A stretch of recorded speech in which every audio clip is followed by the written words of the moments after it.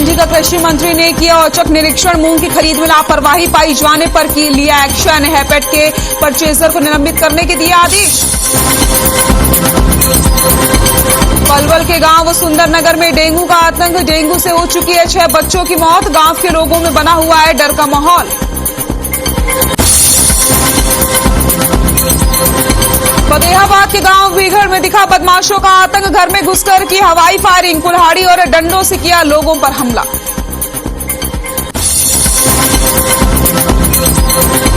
फरीदाबाद की royal heritage building में लगी आग। कई फ्लैट आए आग की चपेट में। मशक्कत के बाद दमकल की गाड़ियों ने पाया आग पर काबू। पानीपत के 8 मराला के पास मकान में स्वास्थ्य विभाग का छापा। गर्भपात की शिकायत के बाद की कार्रवाई। स्वास्थ्य विभाग की ओर मिले थे गर्भपात करने की एक किट और औजार।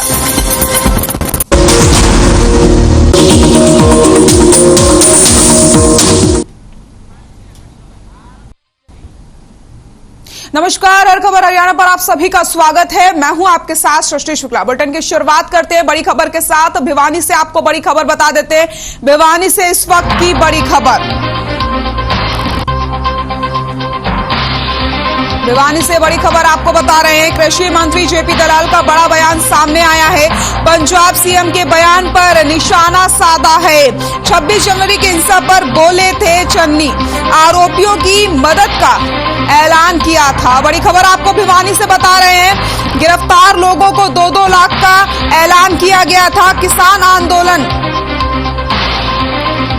किसानों की बजाय कांग्रेस का है। कांग्रेस ने बस झंडा हटा दिया है, ऐसा कहा गया है। कृषि मंत्री जेपी दलाल का बयान सामने आया है। भिवानी से आपको खबर बता रहे हैं, जहां पर कृषि मंत्री जेपी दलाल का कहना है कि किसान आंदोलन किसानों की बजाय कांग्रेस का है। कांग्रेस ने बस झंडा हटा दिया है। कांग्रेस चाहती है सिर्फ कुर्सी हथियाना। अपने कार्यकर्ताओं को किसान बनाकर बैठाया गया है। भारत सरकार किसानों की बात मानने को तैयार है। तो बड़ी खबर आपको भिवानी से हम बता रहे हैं, जहां पर कृषि मंत्री जेपी दलाल का बड़ा बयान सामने आया है। पंजाब सीएम के बयान पर निशाना साधा गया है। उनका चुनाव कीजिए आप। नहीं, मैं तो पहले से ही कह रहा हूं कि ये जो आंदोलन है कांग्रेस का आंदोलन है। जो झंडा अपना हटा दिया उन्होंने और सरकार को अस्थिर करके कुर्सी हटाने की कोशिश कर रहे हैं। लेकिन देश का किसान हो, हरियाणा का किसान हो, किसी भी रूप में राहुल गांधी को अपना नेता नहीं मानेगा, क्योंकि कांग्रेस ने ही किसानों का शोषण किया है। आज मोदी जी की नीतियों की वजह से किसान को फायदा मिल रहा है। डायरेक्ट पैसा मिलता है, मानधन योजना मिलती है, बीमा योजना से फायदा मिल रहा है, भाव अच्छे मिल रहे हैं, मंडियों की व्यवस्था अच्छी है। और कांग्रेस को इलाहाबाद के चुनाव से सबक ले लेना चाहिए, जहां उसकी जमानत जब्त हुई। जिस तरह से कांग्रेस का बर्ताव है, आम किसान इस बात को समझ चुका है कि कांग्रेस किसानों के नाम पर राजनीति करके कुर्सी हथियाना चाहती है। करता दिल्ली एनसीआर में बढ़ते प्रदूषण को लेकर के मुख्यमंत्री मनोहर लाल ने दिल्ली सरकार को आड़े हाथ लेते हुए कहा कि दिल्ली सरकार का काम सिर्फ किसानों को कोसना भर रह गया है, जबकि प्रदूषण फैलाने वाली अन्य इकाइयों पर केजरीवाल सरकार द्वारा काम नहीं किया गया, जिसके चलते दिल्ली एनसीआर को खतरनाक प्रदूषण का दंश झेलना पड़ रहा है। तो बढ़ते प्रदूषण को लेकर के दिल्ली सरकार को जमकर घेरा है मुख्यमंत्री मनोहर लाल ने।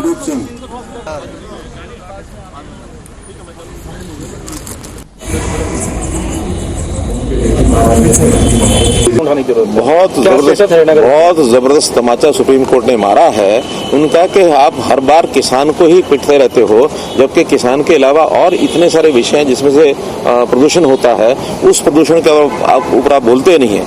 यानी किसानों वाली फॉगिंग प्राली उसका तो हमने खूब प्रबंध किए हैं। हमने मशीनें भी बांटी हैं, हमने उनको जुर्माने भी लगाए हैं, हमने 1000 रुपया प्रति एकड़ उनको इंसेंटिव भी दिया है। हम जितना कर सकते हैं प्रयाप्त किया है। बल्कि हरियाणा का और अगर पंजाब का देखें तो पंजाब और हरियाणा की पराली में कम से कम 20 गुना ज्यादा पंजाब के अंदर पराली जलाई गई है। मेरे पास डाटा रोज आ रहा, आंकड़े आ रहे हैं। हमारे 183 केस हुए पराली जलाने के और वहाँ 3200 बल्कि इससे भी ज्यादा केसेस जो है पराली जलाने के, क्योंकि अब तो सारा सैटेलाइट उसको पिक्चर।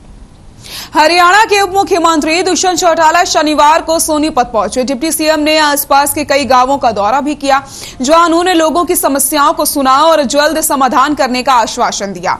इस दौरान मीडिया से बातचीत करते हुए चौटाला ने कहा कि सरकार किसानों से बातचीत करने के लिए तैयार है, लेकिन किसान तैयार नहीं है। किसान आंदोलन अब आपसी भाईचारा और माहौल खराब करने का काम कर रहा है।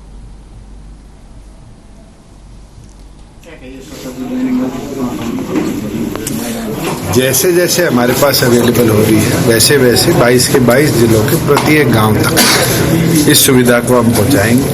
ऑलरेडी 500 फॉगिंग मशीन आज 22 के 22 जिलों में डिलीवर हो चुकी है। एक एक करके जैसे जैसे अगला लॉट आएगा उसी स्पीड के साथ उनको प्रत्येक गांव तक डिस्ट्रीब्यूट करेंगे। प्राथमिक तौर पर सारे बीडीओज की ड्यूटी लगाई है। जिस गांव की मशीन है केवल मात्र उसी में नहीं, साथ लगते हुए गांव के अंदर भी राशनिंग कर फॉगिंग करवाने का काम।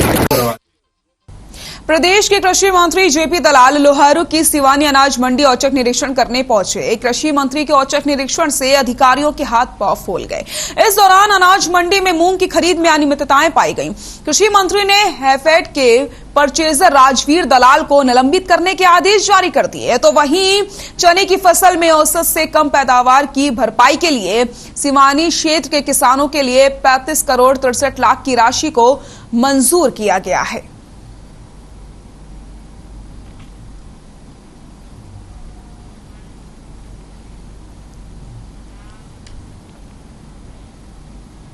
अंबाला नगर निगम इन दिनों एक्शन मोड में नजर आ रहा है। प्रॉपर्टी टैक्स न देने वालों के खिलाफ नगर निगम ने अभियान चलाया। इसी के चलते कई बिल्डिंग को नगर निगम की ओर से सील कर दिया गया। अंबाला नगर निगम की ओर से निजी होटल मालिक के बीच प्रॉपर्टी टैक्स को लेकर के गलतफहमी हुई। एक तरफ जहां नगर निगम होटल पर 6 साल का प्रॉपर्टी टैक्स बता रहा था, तो वहीं होटल मालिक इसे नकारते हुए केवल 1 साल का प्रॉपर्टी टैक्स बता रहे हैं।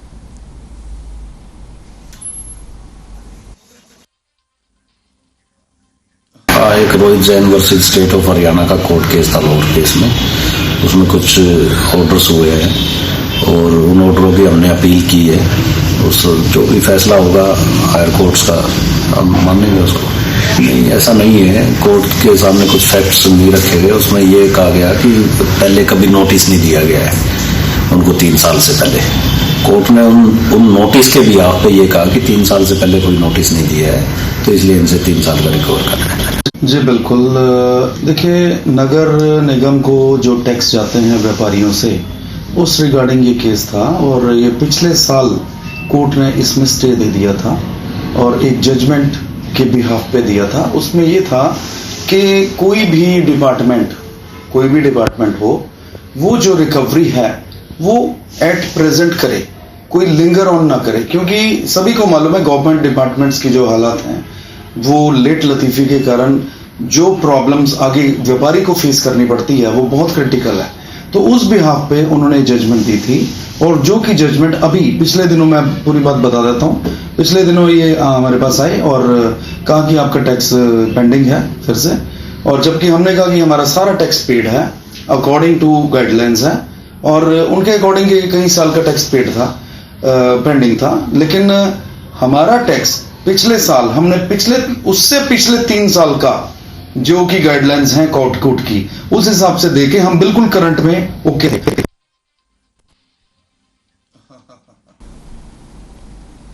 फरीदाबाद के सेक्टर 70 स्थित रॉयल हेरिटेज बिल्डिंग के फ्लैटों में आग लग गई। दमकल और थाना सदर पुलिस ने कड़ी मशक्कत के बाद आग पर काबू पाया। फायर डिपार्टमेंट की जांच में बड़ा खुलासा हुआ है कि नगर निगम समेत 42 सरकारी बिल्डिंग की फायर एनओसी नहीं है, जिसके चलते सभी विभागों के प्रमुखों को टाइम बाउंड नोटिस दिए गए हैं। तो आपको बताते चले, रॉयल हेरिटेज बिल्डिंग में भीषण आग लग गई। तस्वीरें भी आपको हम दिखा रहे हैं, जहां पर इस आग में कई फ्लैट भी चपेट में आ गए हैं। फरीदाबाद की तस्वीरें, रॉयल हेरिटेज बिल्डिंग में भीषण आग लग गई।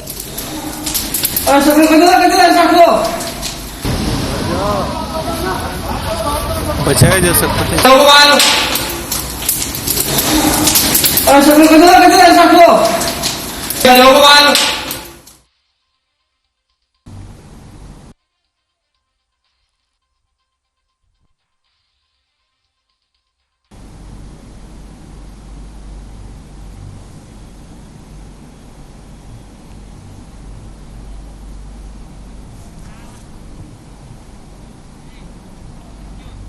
पानीपत के भावना चौक पर दुकान में आग लग गई। आग लगने से दुकान में रखा लाखों का सामान जलकर खाक हो गया। फायर ब्रिगेड की गाड़ी ने आग पर काबू पाया।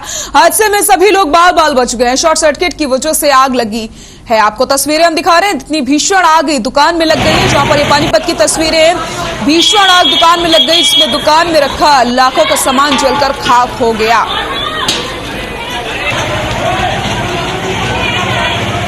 को मिला है शॉर्ट सर्किट बताई जा रही है। आग लगने की वजह, कड़ी मशक्कत के बाद आग पर काबू पाया गया।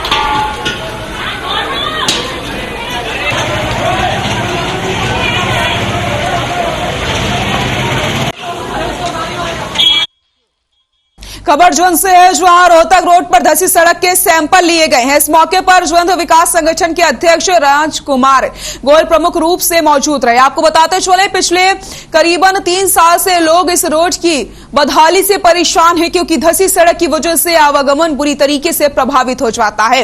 लोगों ने प्रशासन से मांग की है कि जांच पूरी करके सड़क का निर्माण कर जल्द से जल्द पूरा करवाया जाए।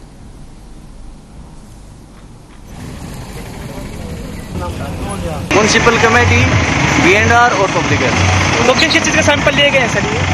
ये जो भी यहाँ काम हुआ है उसकी जो भी स्पेसिफिकेशन थी उसके सैंपल।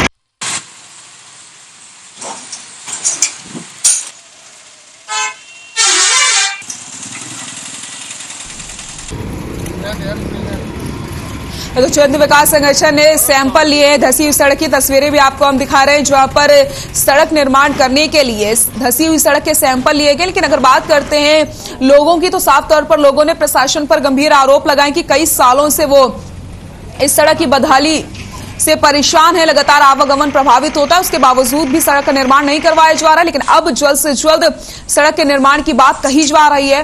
फिलहाल यहां पर प्रशासन पहुंचा है और धसी हुई सड़क के सैंपल लिए गए हैं, ताकि जल्द से जल्द सड़क का निर्माण करवाया जा सके। जिनकी ये तस्वीरें आपको हम दिखा रहे हैं, जहां पर आप देख सकते हैं किस तरीके से सड़क धंस गई है। और इससे पहले भी कई सालों से इस तरीके के लोगों को परेशानियों का सामना करना पड़ता है, जिससे आवागमन भी काफी ज्यादा प्रभावित हो जाता है। विभागों के अधिकारियों ने सड़क के सैंपल लिए हैं और जल्द से जल्द सड़क निर्माण की बात कही जा रही है।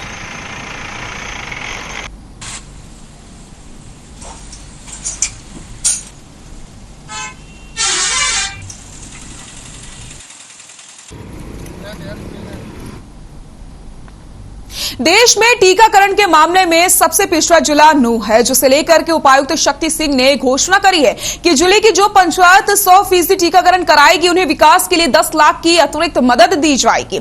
उपायुक्त ने शनिवार को पुहाना लघु सचिवालय में स्वास्थ्य कर्मियों के साथ बैठक करके कर्मचारियों को वैक्सीनेशन 100% करने का मूल मंत्र दिया। जिला उपायुक्त शक्ति सिंह ने कहा कि उपमंडल के ऐसे 10 गांवों को जिला प्रशासन की ओर से 10-10 लाख रुपए के विकास के लिए दिए जाएंगे, जो वैक्सीनेशन में पहले 100% होंगे। इतना ही नहीं, ऐसे गांवों के लोगों को प्रशंसा पत्र भी दिया जाएगा। तो टीकाकरण पर उपायुक्त का बड़ा ऐलान सामने आया है। पंचायतों को तोहफा दिया जाएगा। 100% वैक्सीनेशन होने के बाद 10 लाख की राशि उपलब्ध करवाई जाएगी।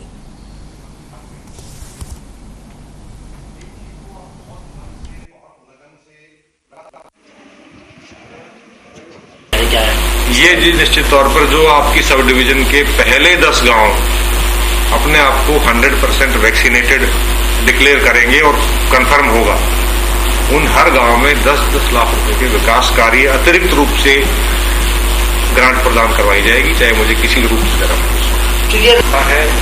उन कानूनों के अंतर्गत, उन्हीं सर्वेलेंस और कंट्रोल के अंतर्गत वो कार्य करवाए जाएंगे। लोगों को मोटिवेट किया है वैक्सीनेशन के लिए, तो उनके सुझावों को तरजीह दी जाएगी। कुछ स्लोगन का भी जिक्र सर हुआ था मीटिंग के दौरान। किसका जी? कुछ स्लोगन वगैरह का भी जिक्र हुआ था, हर घर दस्तक। हाँ, हर घर दस्तक से हमारा मतलब है, माननीय प्रधानमंत्री जी ने कहा है, मुख्यमंत्री जी ने कहा है कि हम अब एक बार हर घर पे एक बार जाके दरवाजा खटखटा के पूछेंगे जी कोई वैक्सीनेशन के बगैर रह गया है, हमारी टीम तैयार है, लगवा दी। अंबाला कैंट सिविल अस्पताल में अब 100% शवों के पोस्टमार्टम हो सकेंगे। दरअसल इससे पहले आसपास के जिलों में मेडिकल कॉलेज में शव भेजने पड़ते थे, क्योंकि अंबाला में ये फैसिलिटी मौजूद नहीं थी, जिसके चलते पुलिस को भी दिक्कतों का सामना करना पड़ता था। तो सिविल अस्पताल में भी अब पोस्टमार्टम हो सकेंगे। इससे पहले ये फैसिलिटी यहां पर उपलब्ध नहीं थी, लेकिन अब सिविल अस्पताल में भी पोस्टमार्टम की जो फैसिलिटी है वो उपलब्ध हो गई है।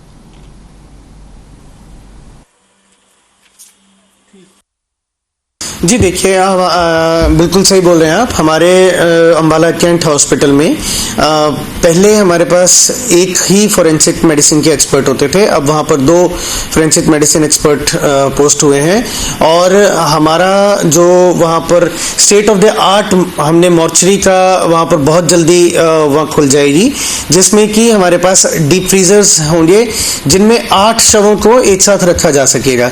तो अब तक जो नॉर्मल पोस्टमार्टम होते थे वो तो सारे जिले में होते ही थे, लेकिन जो शत विक्षत शव मिलते थे, जैसे पानी में डूबी बॉडी या कोई गला सड़ा शव जो बहुत दिनों से कहीं पे पड़ा है और जो पुलिस को मिलता था और वो हमारे पास लेके आते थे, तो ऐसे शवों का पोस्टमार्टम जो है वो जिले से बाहर मेडिकल कॉलेज में भेजा जाता था। लेकिन पिछले 2 महीनों से ये शत विक्षत शवों का जो पोस्टमार्टम है वो अम्बाला कैंट में हमारे फोरेंसिक एक्सपर्ट्स द्वारा ही हो रहा है। नेचुरल बॉडी बिल्डिंग प्रतियोगिता में एक बार फिर से झज्जर के गांव की बेटी नीरू समोता ने अपनी प्रतिभा का लोहा मनवाया। आपको बता दें कि नीरू पिछले लंबे समय से ऑस्ट्रेलिया में रह रही है। हाल ही में ऑस्ट्रेलिया में संपन्न हुई एक बॉडी बिल्डिंग प्रतियोगिता में नीरू समोता ने अपनी मेहनत के बल पर 3 गोल्ड और 2 सिल्वर मेडल हासिल किए हैं। उन्होंने हाल ही में थीम वियर और 2 स्विमसूट कैटेगरीज में जीते हैं। उन्होंने अपने कोच मनोज मुकुंदा को इसके लिए विशेष रूप से आभार जताते हुए उन्हें इसके लिए विशेष रूप से बधाई का पात्र बताया है। झज्जर की बेटी ने कमाल किया है, गोल्ड और सिल्वर मेडल अपने नाम किए हैं। मैं ऑस्ट्रेलिया में सेटल हूँ। मैं प्रोफेशन से एक फिटनेस कोच हूँ और मैं एक नेचुरल बॉडी बिल्डर भी हूँ। मैंने आज यहाँ पर national body building Australia NBA federation के अंदर कंपटीशन में पार्टिसिपेट किया और उसमें मैंने 3 गोल्ड्स और 2 सिल्वर्स विन किए हैं। मैंने गोल्ड्स विन किए हैं theme wear and swim suit categories के अंदर और मैंने 2 सिल्वर्स विन किए हैं बिकिनी कैटेगरीज के। केंद्रीय मंत्री कृष्णपाल गुर्जर ने फरीदाबाद महानगर विकास प्राधिकरण की बैठक ली। केंद्रीय मंत्री कृष्णपाल गुर्जर ने कहा कि फरीदाबाद का विकास अब 241 प्लान के तहत किया जाएगा, क्योंकि जो विकास पहले हुए हैं वो आगे की आबादी को ध्यान में रखकर नहीं किए गए। लेकिन अब फरीदाबाद की आबादी लगभग 30 लाख के करीब हो चुकी है, तो 241 तक का हिसाब देखते हुए फरीदाबाद को डेवलपमेंट करने की जरूरत हो रही है।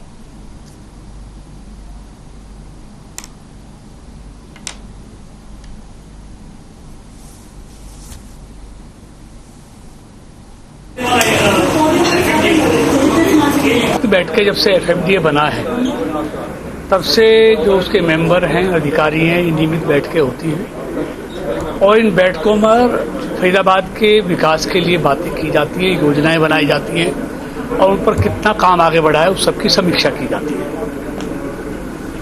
माननीय मुख्यमंत्री जी के आशीर्वाद से फरीदाबाद मेट्रोपॉलिटन डेवलपमेंट अथॉरिटी बना।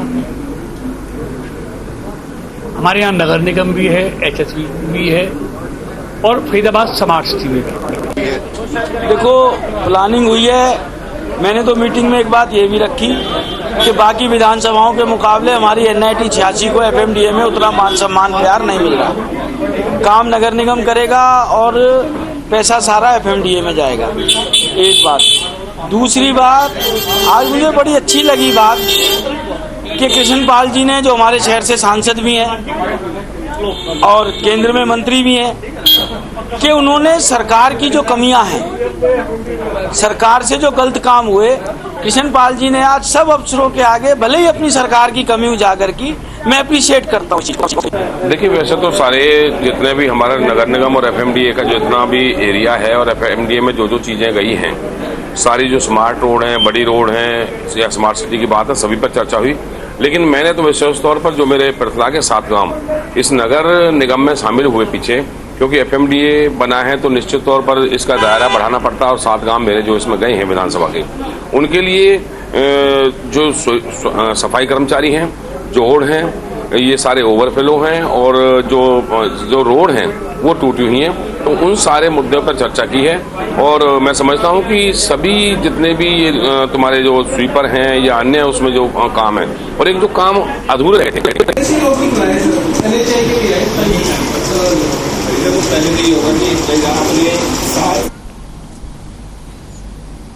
हरियाणा के परिवहन मंत्री मूलचंद शर्मा ने बल्लभगढ़ को करोड़ों के विकास कार्यों की सौगात दी। मूलचंद शर्मा ने सीवर लाइन सड़क, गुरुग्राम कैनाल के साथ साथ नया रोड और पार्कों की सौगात देते हुए जनता का आभार जताया। इसके साथ ही विकास कार्यों के शुभारंभ के लिए स्थानीय लोगों ने नारियल फोड़ा, तो वहीं परिवहन मंत्री ने मौके पर स्थानीय लोगों की समस्याओं को सुनकर जल्द निपटारे का आश्वासन दिया। साथ ही साथ शहर में साफ सफाई को लेकर भी प्रशासन को निर्देश दिए गए। मंत्री मूलचंद शर्मा ने कहा कि प्रदेश में बीजेपी सरकार बिना भेदभाव के विकास कार्य करवा रही है।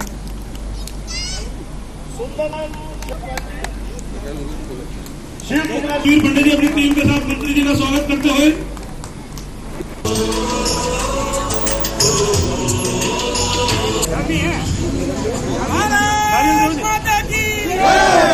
आगे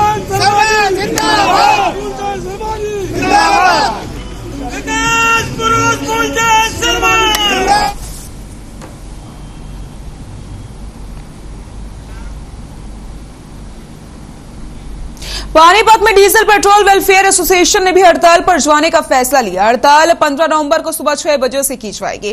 petrol pump dealer petrol diesel से एक्साइज ड्यूटी घटाई जाने और केंद्र और राज्य सरकार की नीतियों से नाराज बताए जा रहे हैं। डीलरों का आरोप है कि पिछले 5 सालों से कमीशन तक नहीं दिया गया है। पेट्रोल पंप डीलरों ने बायोऑयल के लगातार बढ़ते दाम पर लगाम लगाने, नकली डीजल पर रोक लगाने की मांग करी। इसके साथ ही डीलर एसोसिएशन ने चेतावनी देते हुए कहा कि उनकी मांगें अगर नहीं मानी गई तो पेट्रोल पंप बंद करके चाबी सीएम को सौंप दी जाएगी। लोग विचार कर रहे हैं, आपकी मान रहे हैं, नहीं मान रहे हैं। हरियाणा प्रदेश में जिला स्तर पर हमारी एसोसिएशन के जो हमारे ऑफिस बीरर थे, उन्होंने जिलाधीश के माध्यम से सरकार को ज्ञापन सौंपे। उसके बावजूद एसीएस साहब से मेरी 8 तारीख को मीटिंग हुई है। मैंने बताया आपको, जब मैंने ये बायोडीजल का मुद्दा अपने पत्रकार साथियों के ग्रुप में उठाया था और अपने पेट्रोलियम डीलर एसोसिएशन के भी ग्रुप में उठाया था, तो उसके बाद सरकार की तरफ से मुझे व्यक्तिगत कॉल आई कि आप इस मुद्दे पे थोड़ी रोशनी डालें, सरकार अनभिज्ञ है नकली तेल बेचने की, और आप वैट का जो वेरिएशन है इसके बारे में भी। तो मैं एसीएस साहब से, हमारा प्रतिनिधिमंडल मिला था मिस्टर अनुराग रस्तोगी से 8 तारीख को, तो उनसे विचार विमर्श हुआ, पूरा डिटेल डिस्कशन हुआ। बट सरकार को उन्होंने कहा कि मैं रिकमेंड करूंगा। रिकमेंडेशन के बाद आज हम 13 तारीख को बैठे, 5 तारीख के बाद 5 दिन बीत चुके हैं। उनकी तरफ से कोई आश्वासन या कोई हमें ये नहीं दिया गया कि हम आपकी मांगों पे सहानुभूति पूर्वक विचार कर रहे हैं, आपकी मान रहे हैं, नहीं मान रहे हैं। और निर्णय लिया कि प्रदेश के पेट्रोल पंप 1 दिन के लिए सांकेतिक रूप से बंद, पूर्ण रूप से बंद किए जाएंगे। तेल कंपनियों से हम कोई तेल की परचेज नहीं करेंगे। केवल मात्र इमरजेंसी सेवाएं, एम्बुलेंस, फायर ब्रिगेड और कोई अन्य ब्याह शादी की गाड़ियां, विवाह शादी का जो बारात की गाड़ियां होंगी, उनको हम तेल मुहैया कराएंगे। और हरियाणा प्रदेश के सभी पेट्रोल पंप डीलरों से भी मैं आह्वान करता हूं कि इस व्यवसाय को घाटे से उबारने के लिए, इस मरते हुए व्यवसाय को बचाने के लिए आप सब एकजुट होकर इस हड़ताल में शामिल हो। अंबाला में हरियाणा पेट्रोलियम डीजल एसोसिएशन ने मीटिंग करी। मीटिंग में एसोसिएशन ने 15 नवंबर को सुबह 6 बजे से 16 नवंबर की सुबह 6 बजे तक स्ट्राइक करने का फैसला लिया। मिली जानकारी के मुताबिक पेट्रोल डीजल से एक्साइज ड्यूटी कम करने के बाद से व्यापारियों में भारी नुकसान हो रहा है। इसके साथ ही बाजार में नकली डीजल आने की वजह से भी पेट्रोल पंप व्यवसायियों को मजबूरन नुकसान उठाना पड़ रहा है, जिसके चलते हरियाणा पेट्रोलियम डीजल एसोसिएशन ने स्ट्राइक करने का फैसला लिया है।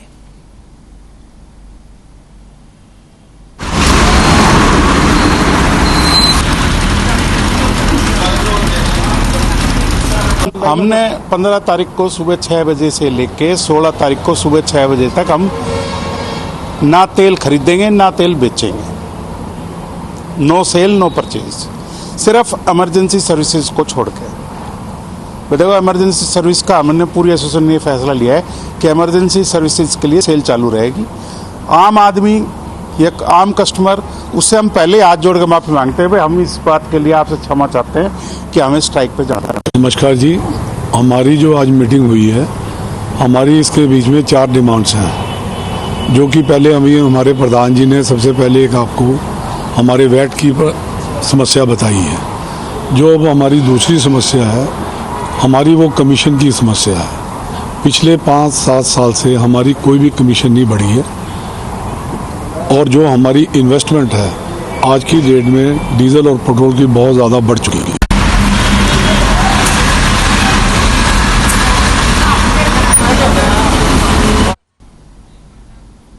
बुलेटिन में फिलहाल के लिए इतना ही। नमस्कार।